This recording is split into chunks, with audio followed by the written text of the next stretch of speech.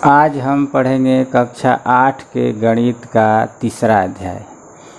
इस अध्याय के प्रश्नावली 3.1 में दूसरा सवाल है, निम्नलिखित प्रत्येक में कितने विकर्ण हैं। पहला है एक उत्तल चतुर्भुज, दूसरा है एक सम षड्भुज और तीसरा है एक त्रिभुज। मतलब इनमें कितने कितने विकर्ण हैं, इस चतुर्भुज में और षड्भुज में और त्रिभुज में।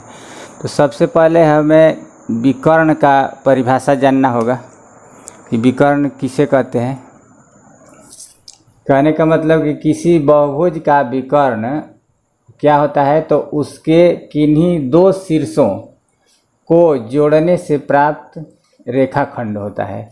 लेकिन बीच में कह रहा है कि आसन्न शीर्षों को छोड़कर कोई भी बहुभुज हो, चाहे चतुर्भुज हो, पंचभुज हो, उसको उसके किसी दो शीर्षों को जोड़ने से विकर्ण प्राप्त होता है। लेकिन आसन्न शीर्षों को छोड़कर, मतलब लगातार शीर्षों को छोड़कर, जैसे मान लीजिए कि यह चतुर्भुज हो गया, तो यह चार शीर्ष है, इसमें ए बी सी और डी। तो ए को हम जोड़ देंगे सी से और डी को जोड़ देंगे बी से, तो यही दो विकर्ण हुआ।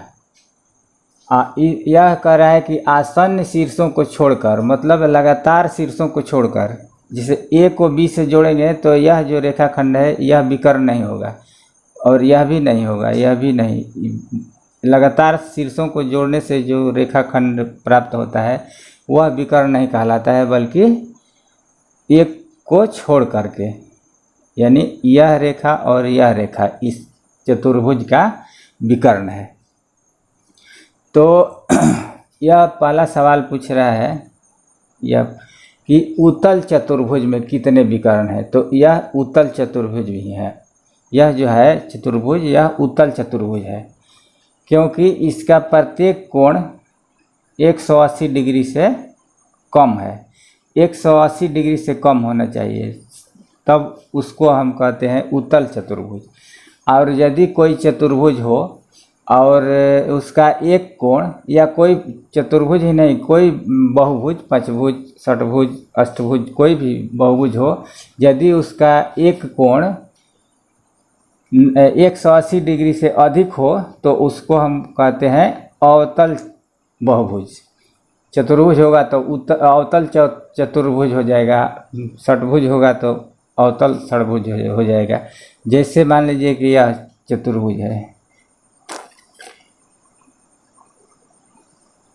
इसमें भी चार भुजा है, 1 2 3 4 चतुर्भुज है। लेकिन यह कोण जो है 180 डिग्री से बड़ा है, यह तीनों 180 डिग्री से कम है, लेकिन यह एक कोण 180 से बड़ा है, इसलिए यह जो हुआ अवतल चतुर्भुज कहलाएगा। लेकिन हमको अवतल चतुर्भुज से मतलब नहीं है, केवल यहाँ पर उत्तल चतुर्भुज का पूछ रहा है, जैसे यह है उत्तल चतुर्भुज।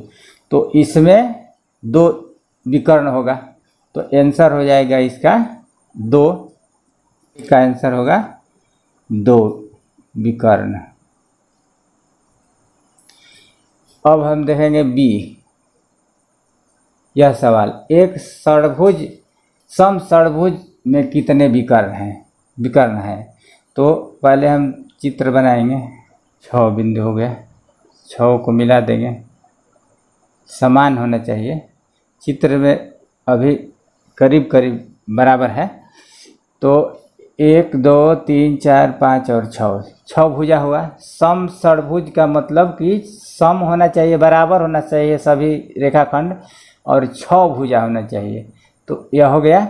अब इसमें हम देखते हैं कि कितने विकर्ण हैं, तो इसको हम मिला देंगे, 1 हो गया, फिर इसको मिलाएंगे 2, फिर इसको 3, इसके बाद 4 5 6 7 के बाद इसको मिलाएंगे 8 और एक और है यह 9।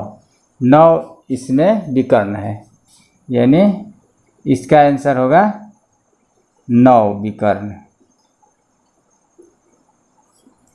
बी का आंसर हो जाएगा 9। और सी का हम देखेंगे, त्रिभुज ले लेते हैं एक।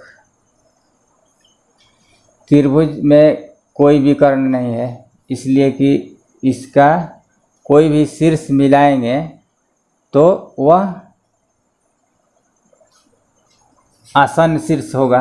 और यह कह रहा है कि आसन्न शीर्षों को छोड़कर, मतलब एक शीर्ष को बीच में छोड़ करके मिलाना है। जैसे मान लीजिए कि इसको छोड़ करके इसको मिलाते हैं तो ये इसी रेखा पर आ जाता है। इसको छोड़ करके हम इस दोनों को मिलाते हैं तो इसी रेखा पर आ जाएगा। इसमें कोई विकर्ण नहीं है, इसलिए इसका आंसर होगा, सी का आंसर होगा 0 विकर्ण, मतलब कोई विकर्ण नहीं है इसमें।